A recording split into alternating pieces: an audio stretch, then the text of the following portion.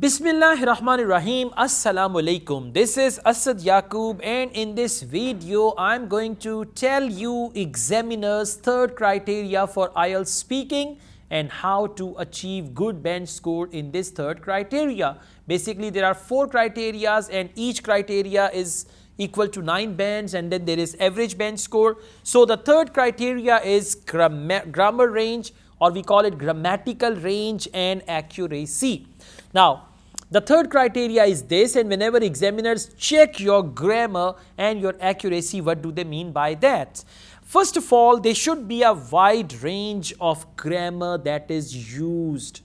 Whenever they say wide range means they should be compound sentences, complex sentences, and conditional sentences. Number 1. When they say wide range, that means they should be active voice with passive voice as well, a variety. When they say wide range, that actually means you should use some modal verbs appropriately: can, could, should, may, might, and all that. So this is what they call wide range of grammar, and that should be used to achieve good bench score in this criteria. Next, flexible use of complex structures, very important. In one of my videos, I taught how to make complex sentences. So you should use complex structures with flexibility. Now, what is flexibility? At times you are using compound sentences, then complex sentences, right? Compound plus complex sentences and all that. In one of my videos, I've already taught all these things. Next, most sentences are mistake free. Now they use the word most sentences.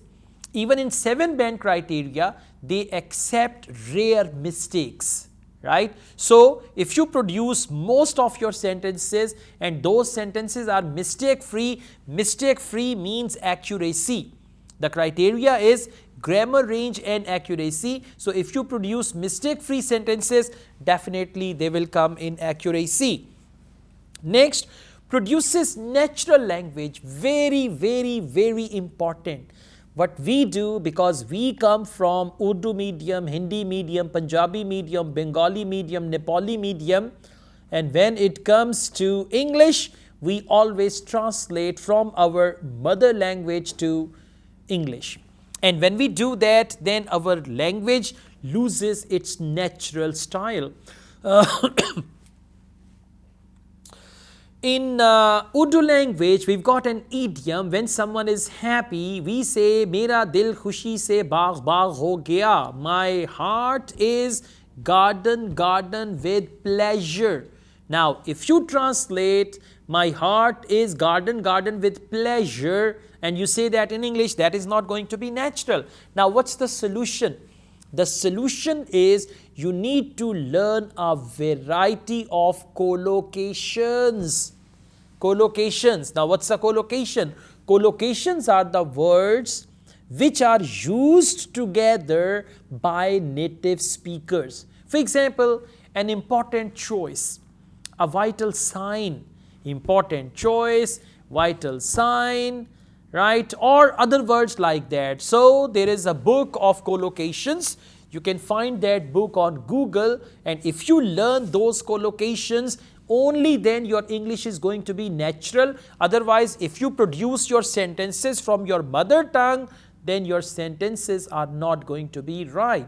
I mean, in English, it's not an abuse if someone says to someone, your mother's head, your mother's head. And if we say your mother's head in Punjabi, it's a very serious abuse. I don't want to say that.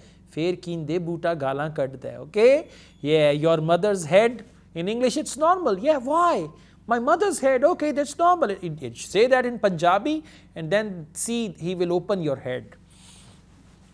All right, let's just go on. So this is actually the criteria. I repeat once again, wide range of grammar, I defined that. Flexible use of complex structures, I defined that as well. Most sentences are mistake free, that is in accuracy, and produces natural language. The good example is your mother's head. I'll not say that in Punjabi, okay? All the best, guys. Thank you very, very much. I also teach IELTS online all over the world and on campus here in Lahore, Punjab, Pakistan. If you want to join my online or on-campus classes, my WhatsApp number is given. You can contact me for that. Asad Yaqub truly wishes you best of luck. Take care. Allah Hafiz.